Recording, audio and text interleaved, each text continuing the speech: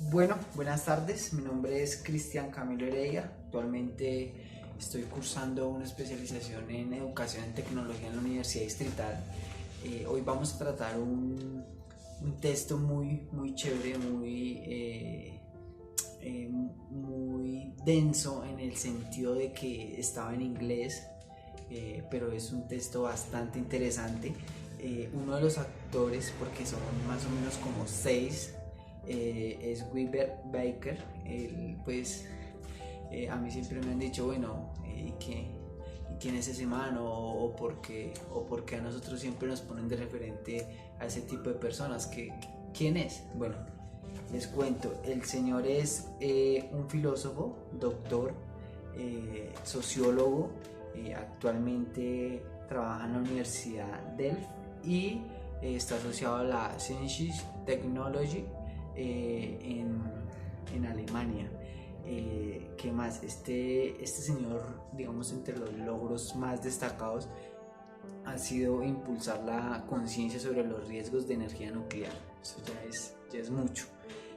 La proliferación de armas nucleares y la escalada de la degradación ambiental. Entonces es un tema que toca fondos en varios aspectos, tanto políticos como económicos. El señor, que nace el 19 de marzo de 1951, actualmente tiene 68 años, su nacionalidad es neerlandés, trabaja, ya les había dicho, en la Universidad de Delft y es ingeniero, historiador, sociólogo, profesor universitario, filósofo y físico. O sea, este man ha estudiado de todo, como dicen por ahí. Bueno, el texto, pues, digamos, una de las conclusiones más chéveres que me da el texto es, bueno, es una dimensión tecnológica que está atravesando a los seres humanos, y en cierta parte el hombre se cohíbe a aceptarlo. Bueno, esto viene desde la producción cultural, política, socióloga, desde todos los aspectos hay tecnología, en todos los ámbitos que se mire hay tecnología. Entonces, tener muy presente ese tema, en el arte, en el sexo, en todo, esto toca trasfondo en todo lado. Vivimos inmersamente en una esfera tecnológica y desde el principio que el hombre empezó su evolución, ha sido, pues, la herramienta que le ha permitido ser quien es hoy en día. Bueno, reflexionamos en esto un poco sobre la tecnología, la naturaleza como lluvia de ideas. Acá los autores parten de una lluvia de ideas súper gigante. Bueno, este libro trae, bueno, sus principales autores traen una sociología y un concepto básico de lo que es tecnología. Propone generar dos problemáticas: una ruptura de formas cristalizadas de un sentido común sobre la tecnología como una forma autónoma y neutral, y también generada en procesos lineales de desarrollo y ciencia aplicada. Entonces, y la revisión del papel que desempeñan las tecnologías en los procesos sociales, culturales, políticos y económicos. Bueno, esto es un texto muy chévere, muy denso, como se los dije. Entonces, vale la pena no hacer un resumen tan pequeño porque son muchas cosas las que se mencionan. La construcción social de la baquetilla hacia una teoría. Bueno, Wiebe hace unas aproximaciones en términos de niveles de lectura, desde la curiosidad del lector y movilizándolo hasta la puntual necesidad del investigador. O sea, nos está definiendo, hay un marco conceptual sobre muchos aspectos que tiene la tecnología desde diferentes miradas. La construcción social de la baquetilla. Bueno, inicialmente el autor plantea que el objetivo de la lectura es comprender el desarrollo de los artefactos tecnológicos. Pone como, por ejemplo, la baquetilla. La aproximación que sugiere extiende el análisis del desarrollo propio del constructivismo social proliferado por Pinch y Baker. Bueno, él parte de las teorías que plantea Pinch y Baker sobre el constructivismo social sobre cómo podrían ser analizados estos artefactos tecnológicos. Bueno, ellos proponen un modelo descriptivo que se focaliza en los diversos significados atribuidos a un artefacto por diversos grupos sociales. Entonces, en el artículo menciona que, digamos, uno de los componentes o de las características más especiales que tiene la tecnología son los grupos sociales. Están muy emergentes, donde se consideran artefactos exitosos y fracasados dependiendo del uso de los grupos sociales en primera parte. Ya vamos a hablar de otras características que son importantes. Bueno, hace una descripción muy chévere sobre la historia del plástico antes de la baquetilla. Entonces ahí empieza a nombrar los plásticos naturales, empieza a nombrar minerales tales como la laca. Hasta mediados del siglo XIX el uso de los plásticos era restringido. Era un lujo poder conseguir artefactos que tuvieran este tipo de características. La vulcanización de la groma, bueno, ahí habla también de cómo es que otros minerales reemplazan a minerales que ya existían, generando, digamos, un poco más de industrialización, por decirlo así. También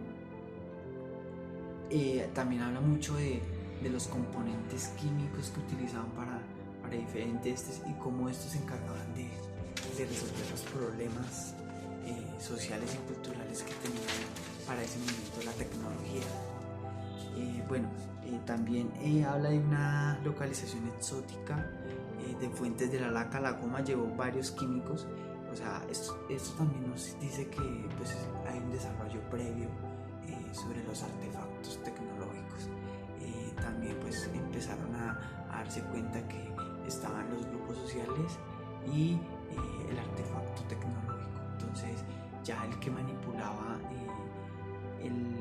la tecnología, como en el caso de la nitrocélula, que es la encargada de producir el plástico, era el que más o menos tenía un poco más de nivel tecnológico que los otros.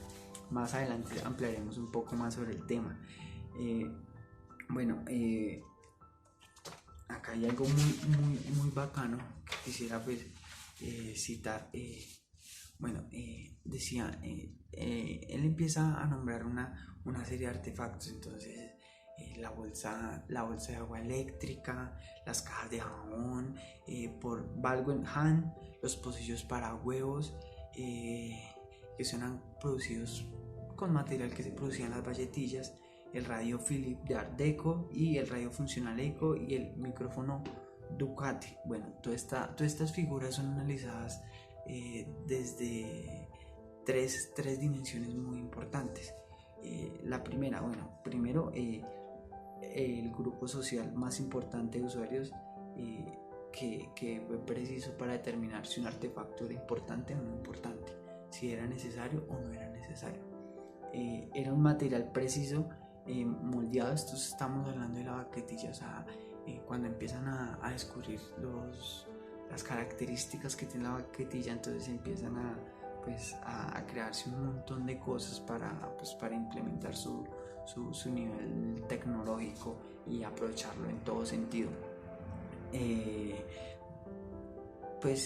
Digamos, uno de los componentes que tiene la baquetilla es que digamos, era aislante de partes eléctricas. Entonces servía para todo: tapas, radiadores, perillas, palancas, manijas. Hoy en día se utiliza mucho para todo.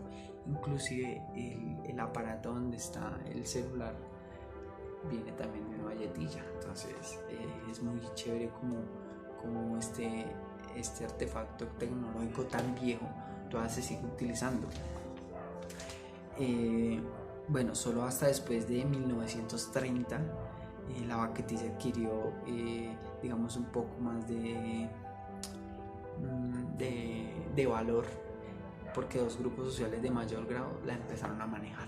Entonces ya empezaron a darle más fuerza y hay muchos minerales. En realidad la baquetilla es uno de tantos minerales que en el tiempo se quedaron, en el tiempo avanzaron, dependiendo de la necesidad, dependiendo de los grupos sociales que decidían si era necesaria o no era necesaria. El tema económico y político también es algo muy influyente.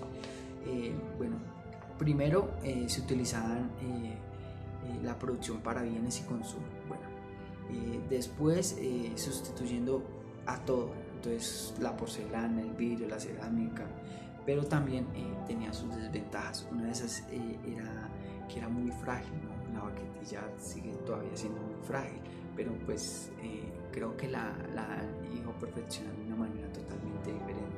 Entonces esto era inclusive más o menos en 1937 Bakelit Corporation, una empresa que pues ya tenía uno de los grupos sociales más grandes que tiene el control sobre este artefacto tecnológico, hace una película, y el argumento más fuerte que es el cuarto reino animal, ¿no? Conocemos tres: mineral, vegetal y animal. Ellos querían introducir el cuarto reino, que para ellos era el plástico. Es una película pues bastante vieja, bastante chévere. Mirada desde una perspectiva analítica se podrían sacar varios argumentos. El autor también da algo muy bacano, que es empieza ya a decir, bueno, un artefacto tecnológico tiene que tener las siguientes características. Entonces empieza a darle un orden al cada artefactos que hay. Entonces, primero, los grupos sociales relevantes, ¿no? Es lo que ya les he venido mencionando.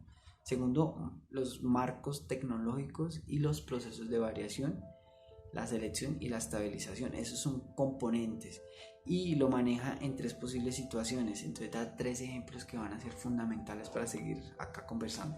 Entonces dice los tres artefactos: la baquetilla, la bicicleta, el turborreactor y la distribución de energía eléctrica. Entonces, primero se encuentra la situación en la cual ningún grupo social ni su marco tecnológico son dominantes. Un ejemplo es el desarrollo de la bicicleta en 1880. Entonces, aun cuando existen varios grupos sociales, ninguno de ellos dominado o estructurado con su marco tecnológico. Qué chévere esto. Continuamos. La segunda se caracteriza por el dominio de un grupo social y su marco tecnológico, tecnología normal, ¿no? El periodo del desarrollo del plástico semisintético, que va desde 1880 a 1892, y el dominio del marco tecnológico del celuloide. Entonces hay dos cosas fundamentales, ¿no? Les había hablado. Una, para todo artefacto tecnológico es que tenga un grupo social interesado y que tenga el marco tecnológico. Ahí vamos, dos muy chéveres. Una de las conclusiones: el primero de los casos, los diversos grupos sociales relevantes no poseen ningún marco tecnológico. O sea, cuando estamos hablando de cuando se inventa la bicicleta, todavía no había ningún marco tecnológico. Después lo perfecciona. Cuando hay un marco tecnológico dominante, como el primer caso, o sea, en el caso de la bicicleta, el rango de variantes que pueden ser propuestas para resolver el problema no está muy restringido. Ejemplo, en el desarrollo de la bicicleta en 1880 propusieron diferentes propuestas para resolver el problema de la seguridad en la bicicleta Star America 1881. O sea, en conclusión, ¿qué me está diciendo esto? Cuando no hay un marco tecnológico dominante, existe un mundo de posibilidades para resolver el problema. Entonces eso no me infiere a que yo solamente tenga que estar restringido a un marco tecnológico. La rueda uno de los casos que se presentó con la bicicleta fue que la rueda pequeña fue colocada delante de la rueda grande. Entonces la rueda grande de Lawson 1879 tenía un mecanismo de conducción con una cadena en la pequeña rueda trasera. O sea, esta ya era otra posible solución del problema. Inclusive se construyeron o cuatriciclos tratando de subyagar la seguridad de la bicicleta. En la localización del manubrio pasó exactamente lo mismo. O sea, ahí se miraban los diseños lineales y verticales para pues ajustar la seguridad de la bicicleta hasta lo que tenemos hoy en día. Ejemplo, este es un ejemplo buenísimo. La teoría aerodinámica en 1920 sugirió un fracaso del motor convencional de pistón para la propulsión de aviones. Esto ya es un marco tecnológico, ahí ya nos están dando un marco tecnológico porque es una teoría. Entonces nos están diciendo, ustedes no pueden hacer nada, no pueden inventar nada porque es una teoría. Se parece a la tercera situación en la cual el marco tecnológico es dominante. A tener en cuenta, dos grupos sociales con igual marco tecnológico nunca tendrán una victoria total. ¿A qué hace referencia eso? Cuando hay dos grandes poderes trabajando el mismo marco tecnológico, pues ninguno va a ganar. Les voy a poner un ejemplo muy sencillo: Coca-Cola y Pepsi.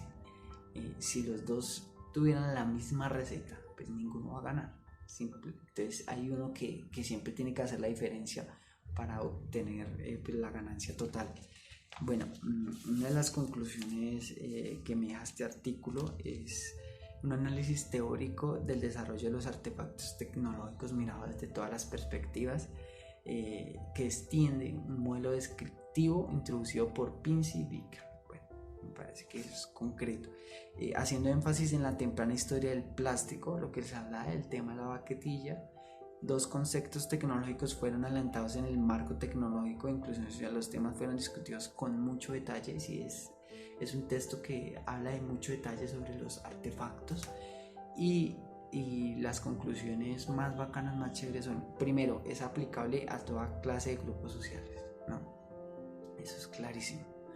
Fueron discutidos en aspectos de inclusión entre baja y marginalidad. Esto hace referencia a que habían unos actores que tenían poca, media y alta relevancia en los marcos tecnológicos. Por ejemplo, un ingeniero estaba muy familiarizado con el marco tecnológico, mientras que de pronto una persona del común no tenía, digamos, la posibilidad de conocer el artefacto sino hasta que pasara mucho tiempo. Entonces es algo muy interesante que también crearía debate.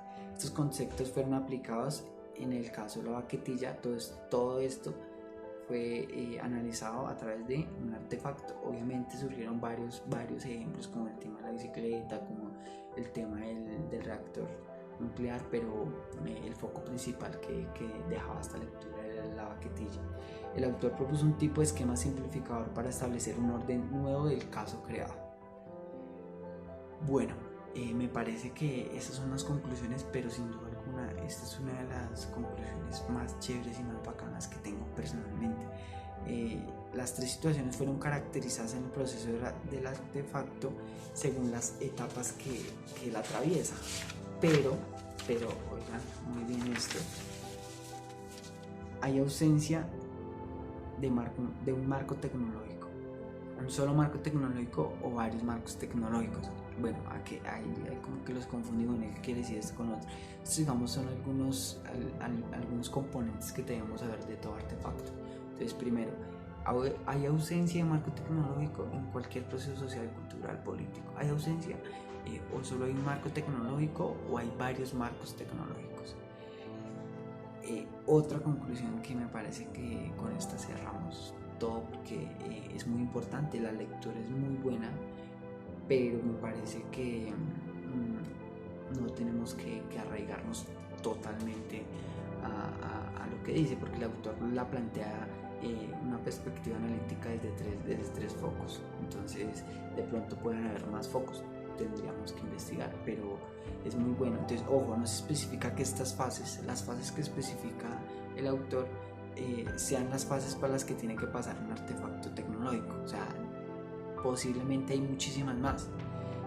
Un artefacto es un dispositivo heurístico, totalmente de acuerdo con el autor, que describe la historia con tejidos sin costuras. Entonces, pues esa fue la lectura, una lectura muy buena, muy interesante, deja mucho que aprender, y también deja preguntas que cuestionan. Bueno, muchachos, espero les haya servido de algo el video, y pues chao.